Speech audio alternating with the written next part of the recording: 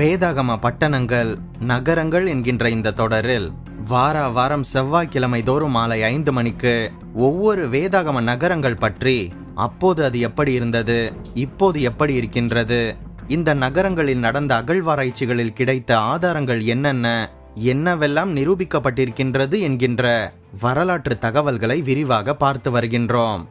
பைபிளை நீங்கள் படிக்கும்போது இது பயனுள்ளதாக இருக்கும் என்று நம்புகின்றேன். இந்த 8வது எபிசோடில் நம் அனைவருக்கும் தெரிந்த நினிவே பட்டணம் பற்றி, இதற்கும் வேதாகமத்துடன் இருக்கும் சம்பந்தம் பற்றி விரிவாக பார்ப்போம். வீடியோக்கு ஒரு லைக் பண்ணிட்டு கடைசி வர பாருங்க. ஒருவேளை நமது சேனல் நோட்டிபிகேஷன்ஸ் உங்களுக்கு வரவில்லை என்றால் பெல் பட்டனை கிளிக் செய்து ஆல் என்கின்ற ஆப்ஷனை செலக்ட் செய்து கொள்ளுங்கள். நினிவே என்கின்ற பெயர் எல்லாருக்கும் நன்றாக தெரியும். இவ்வளவு பரிச்சயமான இந்த நகரத்திற்கு வெகு காலமாக வழங்கப்பட்டு வந்த பட்ட பெயர் என்ன தெரியுமா? கற்பனை நகரம். இதற்கு காரணம் நினிவே என்ற ஒரு பட்டணமே இருந்ததில்லை என்று ஆராய்ச்சியாளர்கள் கருதியதுதான். இது ஏன்? நமது யோனாவுக்கு பெயர் என்ன தெரியுமா? கற்பனை தீர்க்கதரிசி. இந்த பெயரும் பழைய வேத பண்டிதர்கள் சூட்டியதுதான். யோனா என்பவர் உவமைக்காக சொல்லப்பட்ட ஒரு கதாபாத்திரம் மட்டுமே என்று பல காலமாக கூறி வந்தனர். சில ஆராய்ச்சியாளர்கள் மீன் வயிற்றில் மனிதன் புகுந்து 3 நாள் கழித்து பின்னர் உயிரோடு கரையேறுவதெல்லாம் நடக்கக்கூடிய சம்பவமா என்று கேள்வி கேட்டு வந்தனர். ஆனால் நமது பைபிளில் மத்தேயு 12:38 முதல் 42 வசனங்களில் ஆண்டவராகிய இயேசு கிறிஸ்துவே யோனாவின் இந்த மீன் சம்பவம் பற்றி கூறியிருக்கின்றார். இப்படி இயேசுவே சொல்லிவிட்ட போதிலும் கூட சிலரால் நம்ப முடியவில்லை. ஆனால் இப்போது நிலைமையே வேறு. இந்த நினிவேயை அகழ்வாராய்ச்சியில் வெளியில் கொண்டு வந்து சந்தேகவாதிகளின் முகத்தில் கரியை பூசியிருக்கின்றனர் அகழ்வாராய்ச்சியாளர்கள். இந்த நினிவேயின் வரலாறு பற்றி விரிவாக பார்ப்போம். நினிவேயின் பூர்வீகத்தை கொஞ்சம் புரட்டி பார்த்தால் இந்த நினிவேயை நிர்மாணித்தது நிம்ரோத் என்று ஆதியாகமம் 10:8 முதல் 11 வசனங்களின் மூலம் தெரிய வருகின்றது. இந்த நிம்ரோத் என்பவன்தான் அசீரிய சாம்ராஜ்யத்தை ஸ்தாபித்தவன். எனவே நிம்ரோத்தின் காலம் துவங்கி அசீரியர்களின் தலைநகரமாக இருந்து வந்தது இந்த நினிவே பட்டணம்தான். சார்கோன், சனகெரிப், எசர்ஷெடன் என்கின்ற அசீரியாவின் புகழ் பெற்ற ராஜாக்கள் எல்லாம் ஆட்சி செய்தது இந்த நினிவேயில் இருந்துதான். பிறகு இந்த நினிவே காணாமல் போனது எப்படி என்பது பற்றி வரலாற்றை திருப்பி பார்ப்போம். கிமு 612 பாபிலோனிய படைகளும் மேதிய படைகளும் கூட்டணி அமைத்து கொண்டு இந்த நினிவே பட்டணத்தை மேப்பிலிருந்து சுரண்டியே எடுத்துவிட்டனர். அசீரியாவுக்கு கிமு 612 நேர்ந்தது ஒரு மிக படு பயங்கரமான சங்காரம். இந்த நினிவே பட்டணம் சுவடு கூட தெரியாத அளவிற்கு அழிவை சந்தித்தது. இந்த நினிவே எங்கு இருந்தது என்பது பற்றி பார்ப்போம். இந்த நினிவே பட்டணம் டைகிரிஸ் ஆற்றங்கரை ஒட்டி இருந்த ஒரு பெரிய பட்டணம். எருசலேமிலிருந்து தோராயமாக 650 மைல் வடகிழக்கேயும் பாபிலோனுக்கு நேர் வடக்கே 300வது மைலிலும் அமைந்திருக்கின்றது. கிலோமீட்டர் கணக்கின்படி பார்த்தால் எருசலேமிலிருந்து 1100 கிலோமீட்டர் தூரம் இந்த நினிவே பட்டணம். நினிவே ஒரு பெரிய நகரம். நமது பைபிளில் இந்த நினிவே 3 நாள் பிரயாணம் செய்கின்ற விஸ்தீரமான நகரம் என்று குறிப்பிடப்பட்டிருக்கின்றது. பொதுவாக ஒரு நாள் பயணம் என்பது 32.187 கிலோமீட்டர் தூரம். அப்போது 3 நாள் பயண தூரம் என்றால் கணக்கு போட்டு பாருங்கள். 60 கிலோமீட்டர் பரப்பளவை கொண்டது. இந்த நினிவே ரொம்ப பெரிய நகரம்தான் அல்லவா? இது ஒரு ஊராக அல்லாமல் பல ஊர்களின் கூட்டமைப்பாக இருந்து வந்தது. எல்லாம் சேர்ந்ததுதான் நினிவே என்று பெயர் பெற்றிருந்தது என்கின்றனர் சில ஆராய்ச்சியாளர்கள். பல சின்ன சின்ன ஊர்களை எல்லாம் வளைத்து போட்டு கடைசியில் சென்னை என்று சொல்லுகின்றார்கள் அல்லவா? அதே போலத்தான் இந்த பிரம்மாண்டமான நகரத்தில் முதல் கட்டமாக டைகிரிஸ் நதியின் கிழக்கு பகுதியில் 12.8 கிலோமீட்டர் பரப்பளவில் அகழ்வாராய்ச்சியை மேற்கொண்டனர். இவர்கள் ஆராய்ச்சி மேற்கொண்ட பகுதி டைகிரிஸின் கிழக்கே இருக்கின்ற இரட்டை குன்றுகளான கியூன்ஜி மற்றும் நாப்பியூனஸ் என்பவற்றிற்கும் ஆற்றுக்கும் இடையில் இருக்கின்ற பகுதி. பிரிட்டன் அகழ்வாராய்ச்சி குழுவினர் முதன் முறையாக கிபி 1845 டாக்டர் ஹென்றி லேயர்ட் என்பவரின் தலைமையில் நினிவேயை அகழ்ந்து ஆராய்ந்தனர். இதற்கு பிறகு விஞ்ஞானபூர்வமான ஆராய்ச்சி கிபி 1927 முதல் 1932 வரை இதே பகுதியில் கேம்பல் தாம்சன், ஹட்சின்சன், ஹாமில்டன், மாலோவான் என்பவர்களினால் அகழ்வாராய்ச்சி செய்யப்பட்டது. இவர்கள் செய்த ஆராய்ச்சியில் பெரும் பகுதி அரண்மனைகளிலேயே செய்யப்பட்டது. இதில் நிறைய அசிரிய ஆயுதங்களும் பல ஓவியங்களும் கண்டெடுக்கப்பட்டன. அசீரிய சாம்ராஜ்யத்தில் சற்று வித்தியாசமான அரசர் அசுர்பானிபால் என்பவர்தான். இவர் கிமு 650லேயே ஒரு பெரிய படிப்பகத்தை, ஒரு லைப்ரரியை ஏற்படுத்தியிருந்தார். அதில் ஆயிரக்கணக்கான களிமண் எழுத்து படிவங்கள் கிடைத்திருக்கின்றது. இவை அனைத்துமே இன்று பிரிட்டிஷ் மியூசியத்தில் வைக்கப்பட்டிருக்கின்றது. பூமிக்கு கீழே 35லிருந்து 40 அடிக்குள்ளாக செய்யப்பட்ட இந்த ஆராய்ச்சியில் இடிந்து போன கோட்டை சுவர் ஒன்றை சர் வாலிஸ் என்பவர் ஆராய்ந்தார். 60 மைல் அளவு விஸ்தீரணமும் நினிவே என்று அழைக்கப்பட்டாலும் முக்கியமான பகுதி 7 மைல் சுற்றளவிலான பகுதிதானாம். இந்த பகுதியை சுற்றிலும் எரிகோ கோட்டை பாணியில் 2 கோட்டை சுவர்கள் கட்டப்பட்டிருந்ததாம். உள்கோட்டை சுவரின் உயரம் 100 அடி, அகலம் 66 அடியாக இருந்ததாம். இந்த கோட்டை சுவரின் மேலே 4 பஸ்ஸை நிறுத்தி வைத்து மறியல் செய்துவிடலாம், அவ்வளவு பெரியது. இந்த 100 அடி கோட்டையின் மீது பயமில்லாமல் ரதங்களையே ஓட்டியிருக்கின்றனர் அசீரிய ராஜாக்கள். இப்படியாக இடிந்து கிடக்கும் இந்த கோட்டையின் கற்களையும் கட்டிடத்தின் சுவர்களையும் ஸ்டாட்டிகிராஃப் என்கின்ற முறையில் ஆராய்ந்த டாக்டர் வாலிஸ் சொல்கின்றார், இந்த நினிவே கோட்டை வெள்ளத்தினால் பாதிக்கப்பட்டு இடிந்திருக்கின்றது என்று குறிப்பிடுகின்றார். இது பற்றி நமது வேதாகமம் என்ன சொல்கின்றது தெரியுமா? நாகும் 1:8 வசனத்தில் நினிவேயின் ஸ்தானத்தை புரண்டு வரும் வெள்ளத்தினால் சர்வ சங்காரம் பண்ணுவார் என்று வருகின்றது. கிமு 612 பெரும் வெள்ள பெருக்கினால்தான் இந்த நினிவே பட்டணம் அழிந்து போயிருக்கின்றது. மத்திய நினிவேயை ஆராய்ச்சி செய்த ஆர்வி ஹட்சின்சன் நகரின் நடுவில் பெரிய நீர் நிரம்பும் குளத்தையும் வடபுறத்திலும் தெற்கிலும் வேறு 2 குளங்களையும் கண்டுபிடித்தார். இந்த குளங்களுக்கு தண்ணீர் டைகிரிஸ் ஆற்றின் கிளை ஆறாகிய கோசேர் என்கின்ற ஆற்றிலிருந்து கால்வாய்கள் மூலம் பாய்ச்சப்பட்டு வந்திருக்கின்றது. இந்த கோசேர் ஆற்றின் குறுக்கே ஒரு பெரிய அணையை கட்டி அதை திறந்துவிட மதகுகளையும் அமைத்திருக்கின்றனர். அதாவது குளத்திற்கு தண்ணீர் தேவையான சமயங்களில் மதகை திறந்துவிட்டால் போதும், நினிவேயின் பெரிய குளங்கள் எல்லாம் நிரம்பிவிடும். நினிவேயின் இந்த குளங்களின் அமைப்பும் பிரம்மாண்டமும் அந்த காலத்திலேயே வெகு புகழ் பெற்றிருக்கின்றது என்பது குறிப்பிடத்தக்கது. பைபிள் என்ன சொல்கின்றது தெரியுமா? இந்த நினிவே பூர்வ காலம் முதல் தண்ணீர் தடாகம் போல் இருந்தது என்று நாகும் 2:8 வசனத்தில் பார்க்க முடியும். நமது வேதாகமம் சொல்வது எத்தனை ஆச்சரியமான உண்மை பாருங்கள். இந்த குளம் எத்தனை காலத்திற்கு முன்பாக கட்டப்பட்டது என்பதை நீங்கள் கேள்விப்பட்டால் இன்னும் ஆச்சரியப்படுவீர்கள். இது இன்றைய தேதியிலிருந்து 5000 ஆண்டுகளுக்கு முந்தையாக கட்டப்பட்டது என்று கண்டறியப்பட்டிருக்கின்றது. அதற்கடுத்து வந்த ராஜாக்களினால் இது புதுப்பிக்கப்பட்டு சிறு சிறு மாற்றங்கள் செய்யப்பட்டிருந்தாலும் இந்த தண்ணீர் தடாகங்கள் 5000 ஆண்டுகளுக்கு முன்பாக கட்டப்பட்டவை என்று ஆராய்ச்சியாளராகிய ஹட்சின் ஹன் என்பவர் நிரூபித்திருக்கின்றார். இப்படி 5000 ஆண்டுகளுக்கு முந்தைய வரலாற்றை நாம் திரும்பி பார்த்தால் அது வேதாகமப்படி நிம்ரோத்தின் காலம் என்று தெரிய வருகின்றது. நிம்ரோத் இந்த பட்டணத்தை கட்டினான் என்று ஆதியாகமம் 10:8-12, 1 நாளாகமம் 1:10 வசனங்கள் குறிப்பிடுகின்றது. பூர்வ காலம் முதல் தண்ணீர் தடாகம் என்று நாகும் 2:8 சொல்வதையும் கூட இந்த அகழ்வாராய்ச்சி துல்லியமாக நிரூபித்துவிட்டது.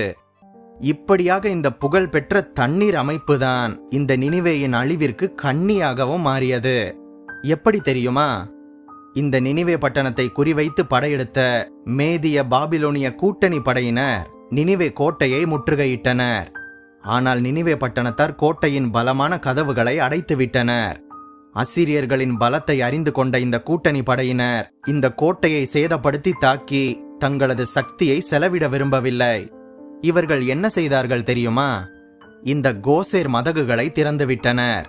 தண்ணீர் மளமளவென்று தடாகங்களை நிரப்பி அதிகமாக வழிந்து தண்ணீர் இன்னும் மேலும் மேலும் பெருகி நினிவே நகரம் முழுவதையும் மூழ்கடித்து விட்டது.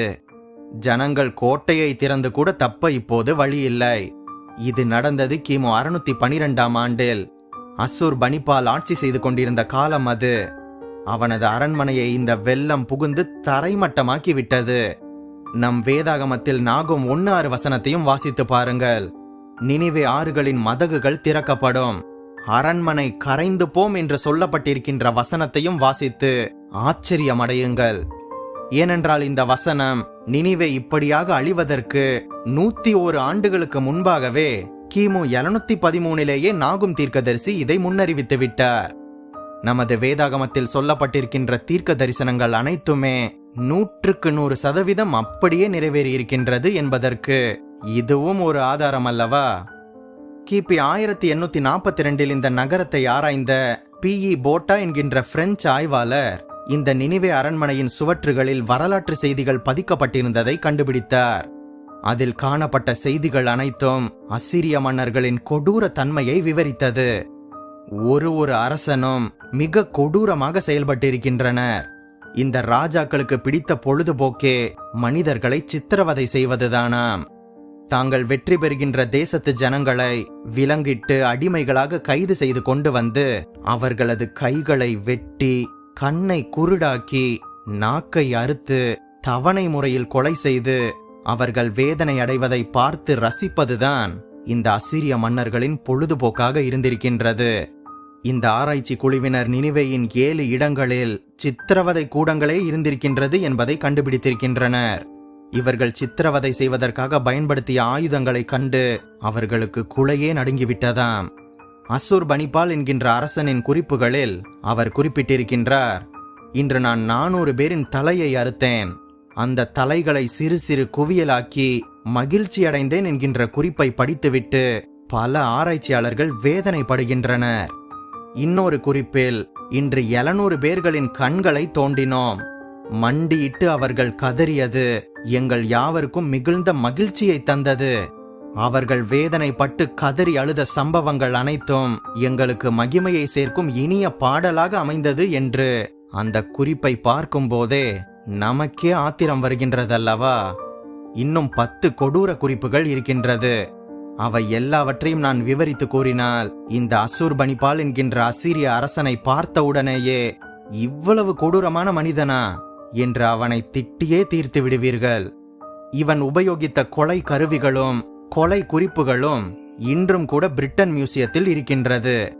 இப்படியாக அகழ்வாராய்ச்சியில் கண்டுபிடித்த இந்த அசீரியர்கள் செய்த கொடூரங்களை பற்றி நமது பைபிளும் சொல்லியிருக்கின்றது. நாகும் 3:1 இரத்த பழிகளின் நகரத்திற்கு ஐயோ, அது வஞ்சகத்தினாலும் கொடுமையினாலும் நிறைந்திருக்கின்றது. வெட்டுண்டவர்களின் திரளும் பிரேதங்களின் ஏராளமும் அங்கே உண்டாயிருக்கும். பிணங்களுக்கு தொகை இல்லை, அவர்கள் பிணங்களில் இடறி விழுகின்றார்கள் என்று கூறப்பட்டிருக்கின்றது. நினிவேயின் அரண்மனை சுவர்களை ஆராய்ந்தவர் P.E. போட்டா என்கின்ற பிரெஞ்சு ஆராய்ச்சியாளர். இவர் சிதலமடைந்து போன இந்த அரண்மனை சுவர்களில் ஒரு பகுதி தீயினால் பாதிக்கப்பட்டிருப்பதையும் கண்டுபிடித்தார். வெள்ளத்தினால் தானே சுவர்கள் அழிந்தன. அப்படி இருக்கையில் தீயினாலும் கூட அது அழிக்கப்பட்டிருப்பது எப்படி சாத்தியம் என்று மேலும் அவர் ஆராய்ச்சி செய்ய மேதியர்கள் பற்றிய சரித்திர குறிப்பில் இதற்கு விடை கிடைத்தது. கியூனிஃபார்ம் வடிவில் கிடைத்த மேதிய சரித்திர பதிவுகளில் கிமு 612 அசீரிய மன்னன் அசூர் பனிபால் மீது நடைபெற்ற படையெடுப்பு குறித்த குறிப்புகள் அவருக்கு கிடைத்தது. இப்போது வீடியோவை பாஸ் செய்துவிட்டு இந்த குறிப்பை பின்பாக வாசித்து பாருங்கள். இப்படியாக கூறப்பட்டிருக்கின்ற இந்த மேதிய சரித்திர பதிவு கல்வெட்டு டி கியூலர் யங் ஜூனியர் என்பவரால் கண்டுபிடிக்கப்பட்டது. மேதிய கல்வெட்டை வாசிப்பது மிக கடினமான காரியம், ஏனென்றால் அவர்களது மொழி அமைப்பு அப்படி. ஆனால் இந்த நிகழ்ச்சி கியூனிஃபார்ம் என்கின்ற சித்திர எழுத்துக்களால் எழுதப்பட்டிருந்ததினால் சுலபமாகவும் துல்லியமாகவும் கண்டறியப்பட்டது. அரண்மனையின் ஒரு பகுதி தீயில் பாதிக்கப்பட்டிருந்ததன் பின்னணியும் விளங்கிவிட்டது. ஆனால் இதில் ஆச்சரியம் பெரிதாக எதுவும் இல்லை. ஏனென்றால் நினிவே அழிவதற்கு 101 வருடங்களுக்கு முன்பாகவே நமது வேதாகமத்தில் தீர்க்க தரிசனம் உரைக்கப்பட்டு விட்டது. நாகும் 3:15 அங்கே அக்கினி உன்னை பட்சிக்கும், பட்டயம் உன்னை சங்கரிக்கும் என்று கூறியுள்ளதுதான் ஆராய்ச்சியாளர்களுக்கு அவர்களின் புருவத்தை உயர்த்த வைத்த ஆச்சரியம். இந்த பட்டணத்தை அக்கினி பட்சித்தது, பட்டணம் சங்கரித்தது என்று கூறப்பட்ட தீர்க்க தரிசனம் அப்படியே நிறைவேறியிருக்கின்றது. இதற்கு கல்வெட்டுகளும் அசூர் பனிபாலின் வட்டுருக்களும் குறிப்புகளும் கூட நமது பைபிளுக்கு ஆதாரமாக இருக்கின்றது. அடுத்ததாக யோனாவின் கல்லறை பற்றி பார்ப்போம். நினிவேக்கு கிழக்கே டைகிரிஸ் சமவெளியில் இரட்டை குன்றுகளான கியூன்ஜிக் மற்றும் நாப்பியூனஸ் இருப்பதாக ஏற்கனவே பார்த்தோம். இதில் நாப்பியூனஸ் என்பதற்கு யோனாவின் கல்லறை என்று அர்த்தம். நாப்பி என்றால் கல்லறை, யூனஸ் என்றால் யோனா என்று அர்த்தம். யோனா இங்குதான் அடக்கம் செய்யப்பட்டார் என்று பாரம்பரியமாக சொல்லி வருகின்றனர். இந்த நாப்பியூனஸில் யோனா அடக்கம் செய்யப்பட்டதாக கூறப்படும் இடத்தில் இன்று ஒரு மசூதியும் அதை சுற்றிலும் நிறைய கல்லறைகளும் காணப்படுகின்றது. கல்லறைகள் மட்டுமல்ல, ஒரு சிறிய கிராமமும் அங்கிருந்ததற்கான அடையாளங்களும் அங்கு இருக்கின்றது. கிமு 2100வது ஆண்டை சேர்ந்த ஒரு கல்வெட்டு ஒன்றில் நினிவே என்பதற்கு மீன் சூழ்ந்த நகரம் என்கின்ற அர்த்தம் தரப்பட்டிருக்கின்றது. கிமு 1750ஐ சேர்ந்த ஹமுரபியின் குறிப்புகளில் நினிவே என்பதற்கு இஷ்டாரின் மகிமை என்கின்ற அர்த்தம் தரப்பட்டிருக்கின்றது. இந்த அசீரியர்களின் பிரதானமான தெய்வம் இஷ்டார் என்பதுதான். இந்த இஷ்டார் ஒரு பெண் தெய்வமாக கருதப்பட்டது. ஆபாச பத்திரிகைகளில் மட்டுமே வெளியிடக்கூடிய பல கதைகள் இந்த இஷ்டாருக்கும் உண்டு என்பது குறிப்பிடத்தக்கது. அதுபோக இந்த இஷ்டார் தேவதைக்கு அஸ்ட்ராட், அஷாராட், அஸ்தரோத் என்கின்ற பெயர்களும் உண்டு. இந்த அந்நிய தெய்வமாகிய இந்த இஷ்டார் பற்றி பல தகவல்களை சொல்லியிருக்கின்றேன். அந்த வீடியோக்களின் லிங்க் டிஸ்கிரிப்ஷனில் இருக்கின்றது, பின்பாக பார்த்து கொள்ளுங்கள். இந்த யோனா தீர்க்கதரிசி தீர்க்க தரிசனம் உரைத்த காலத்தில் 3ஆம் சல்மனாசர் என்கின்ற அரசன் இந்த நினிவே பட்டணத்தை ஆட்சி செய்திருக்கலாம் என்று கருதப்படுகின்றது. இதற்கு காரணம், யோனா தீர்க்கதரிசி இஸ்ரவேலின் ராஜாவாகிய யெரொபெயாமின் நாட்களில் வாழ்ந்தவர் என்று 2 ராஜாக்கள் 14:25 வசனத்தின் மூலம் அறிந்து கொள்கின்றோம். இந்த யெரொபெயாமின் காலத்தில் இந்த அசீரியாவை ஆட்சி செய்தது இந்த சல்மனாசர் 3 என்பவன்தான். இது கிமு 858 முதல் 824 என்பது குறிப்பிடத்தக்கது. எகு ராஜாவின் காலகட்டத்தில் இருந்த கருப்பு நிற கல்வெட்டில் இந்த 3ஆம் சல்மனாசர் பற்றிய குறிப்புகள் காணப்படுகின்றது. காலா என்கின்ற இடத்தில் இது கண்டுபிடிக்கப்பட்டது. இதில் கூறப்பட்டிருக்கின்ற செய்தியின்படி இந்த சல்மனாசர் என்கின்ற அரசன் மிக கொடியவனாகவும் சர்வாதிகாரியாகவும் மனிதாபிமானம் என்று ஒன்றை இல்லாதவனாக மிக மோசமான அரசனாக இருந்திருக்கின்றான் என்று கூறுகின்றது. இந்த ராஜா மட்டுமல்ல, இவன் காலத்து ஜனங்களும் கூட மிகவும் கொடியவர்களாக இருந்திருக்கின்றனர். அவன் ஆட்சி செய்த அரண்மனையில் சுமார் 14,000 கைதிகளின் கண்கள் குருடாக்கப்பட்டு விரல்கள் எல்லாம் வெட்டப்பட்டு அவர்கள் காவலில் வைக்கப்பட்டிருந்தனர் என்கின்ற குறிப்பும் இருக்கின்றது. அதுபோக இஷ்டார் ஆலயத்தை பற்றியும் அதில் செய்யப்படும் வழிபாடுகள் பற்றியும் சொல்லவே முடியாத அளவிற்கு மிக ஆபாசமாகவும் மிகுந்த அசுத்தம் வாய்ந்ததாகவும் குறிப்புகள் இருக்கின்றது. பெண்களை மிக மோசமாக மிகவும் லட்சையாக நடத்தி அவர்களை நரபலி செலுத்துவதும் இந்த இஷ்டார் ஆராதனையில் ஒரு பிரதான அம்சமாக இருந்திருக்கின்றது. இவை யாவுமே தேவனுடைய பார்வையில் மிக அருவருப்பாக காணப்பட்டபடியினால்தான் இந்த நினிவே பட்டணத்தையும் அதில் வாழ்கின்ற மக்களையும் எச்சரிப்பதற்காக தேவன் யோனா தீர்க்கதரிசியை அங்கு அனுப்பினார்.